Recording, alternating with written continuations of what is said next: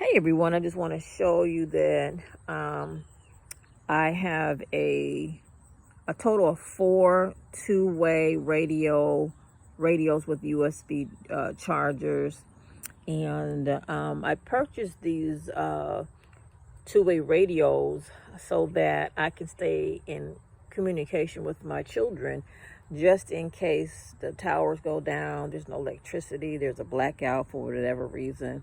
We can still communicate with and to each other.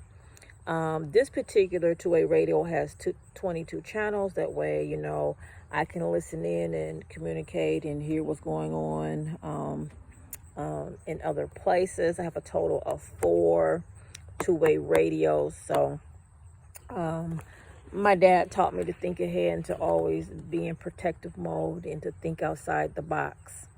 I also purchased, this is a gas mask. I've showed this before on my social media platform, but not on my YouTube channel. I have gas masks for me and my family, just in case there's a nuclear war. Lois don't be playing, okay? And I have everything that comes with the gas mask. Lois don't be playing, and neither should you. You should not put your life in the hands of anybody except for God. And when God tells you to prepare yourself and to have things available, you should have them available. Now, God dealt with me to follow the leading of my dad, who prepared me very, very well to have things in my house prepared for all occasions, okay?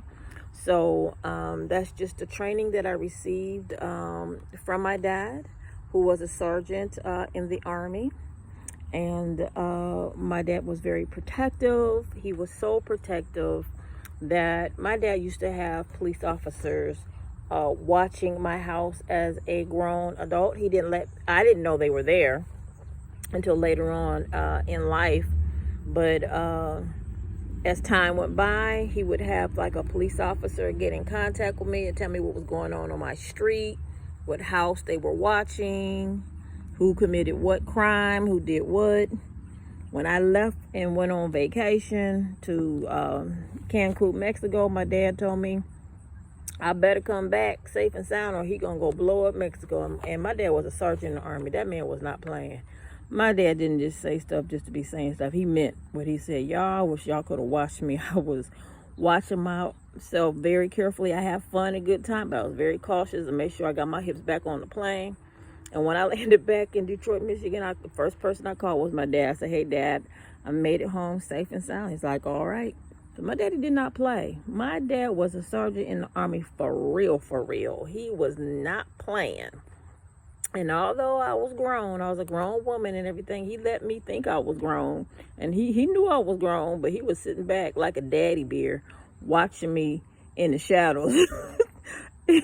My dad was not playing. Do y'all hear me? He was my protector. My daddy was not playing. And I miss him to this day. I miss my dad's protection.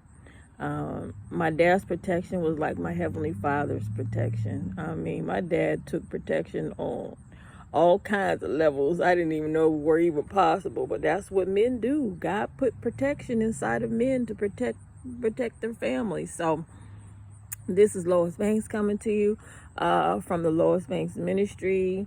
You should have that same form of protection with your family. You should be protecting them even when they're grown and they think you ain't watching. You should still protect your family in prayer and whatever it is the Lord, the good Lord puts on your heart to do to make sure they stay safe and sound. This is Lois Banks coming to you from the Lois Banks Ministry. God bless you.